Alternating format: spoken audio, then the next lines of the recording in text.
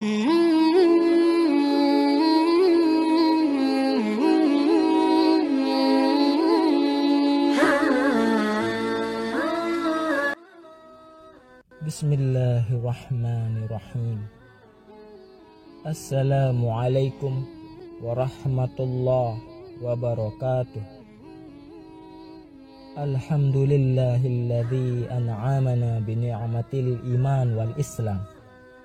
Nahmaduhu wa nasta'inu wa nastaghfiruhu wa na'udzu billahi min syururi anfusina wa min sayyiati a'malina. Min yahdillah fala mudhillalah wa min yudhilhu fala hadiyalah. Allahumma salli wa sallim ala sayyidina Muhammadin wa ala alihi wa sahbihi ajma'in. Amma ba'du. Syukur alhamdulillah kita bisa berjumpa di sesi ini dalam channel ini yang insya Allah menambah wawasan kita. Salawat serta salam kita curahkan kepada junjungan dan Nabi akhir zaman, yaitu Nabi besar Muhammad Sallallahu Alaihi Wasallam. Saya berdoa dan berharap agar kita semua selalu diberikan pengampunan dan dimurahkan rezekinya, kemudian tetap diberi kesempatan menikmati nikmat iman oleh Allah Subhanahu wa Ta'ala. Amin ya Rabbal Alamin. Sahabat syiar Islam yang dirahmati Allah, kita harus berhati-hati pada kebiasaan-kebiasaan yang dilakukan tanpa pikir panjang. Pasalnya ada perilaku yang sepele itu justru menyebabkan murka Allah. Padahal siapapun yang mendapat murka Allah, maka ia terancam jahanam. Na'udzubillah min dzalik.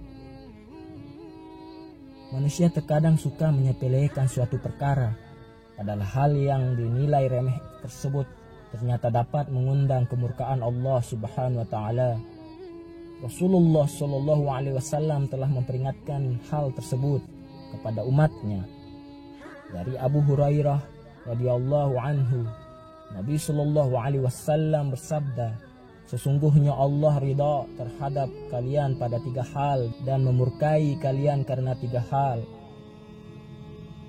Allah meridai kalian jika kalian beribadah kepadanya dan tidak menyekutukan sesuatu pun dengannya. Kalian semua berpegang teguh dengan tali Allah serta tidak berpecah belah. Kalian saling memberi nasihat dengan orang yang Allah kuasakan padanya urusan kalian.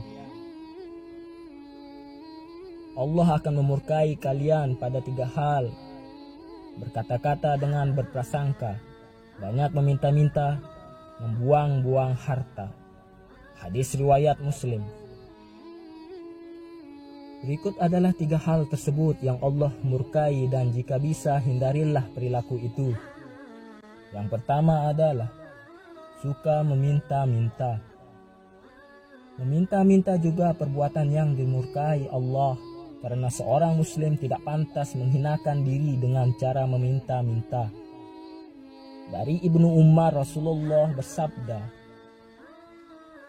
tidaklah perbuatan meminta-minta ditekuni oleh seseorang kecuali dia akan berjumpa dengan Allah dengan keadaan tidak ada sekerat daging pun di wajahnya. Hadis riwayat Al-Bukhari dan Muslim.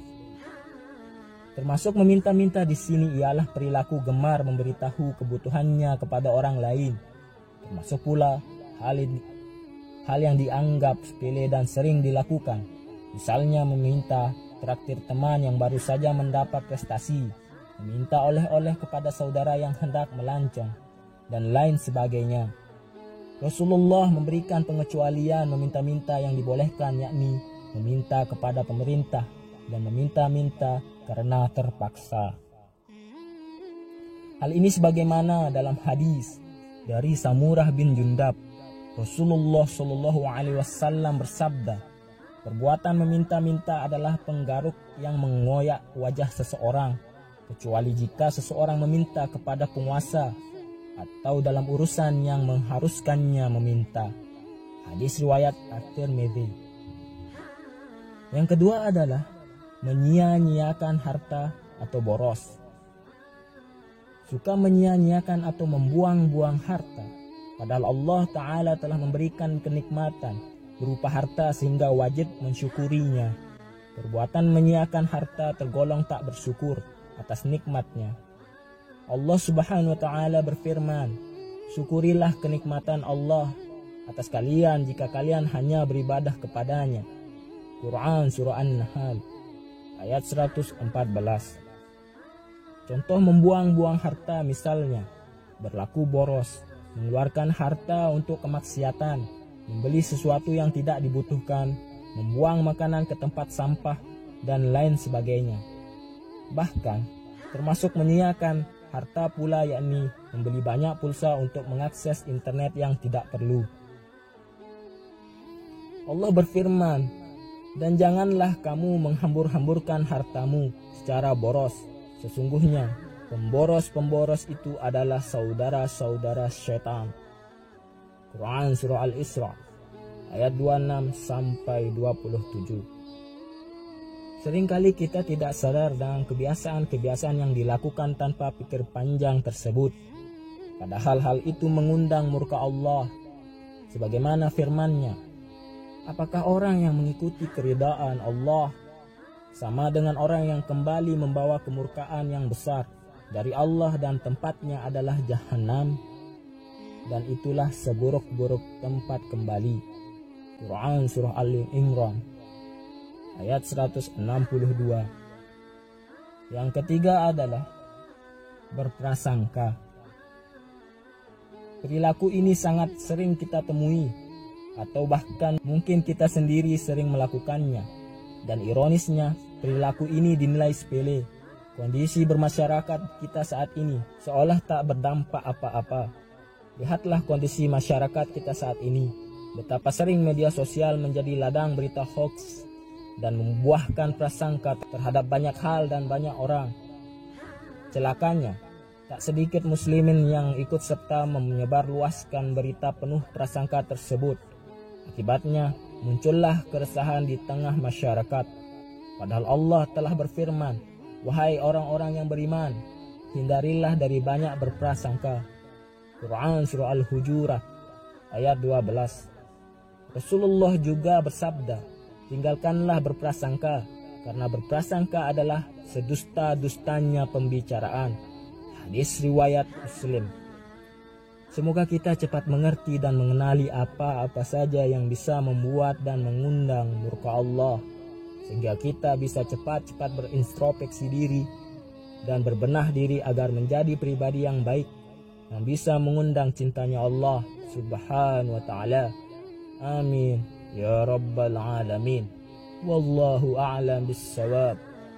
Demikian yang bisa saya bagikan.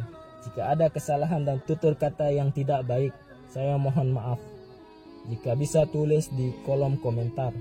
Sesungguhnya saya hanya ingin berbagi dan sama-sama belajar. Wallahu a'lam bissawab. Wassalamualaikum warahmatullahi wabarakatuh.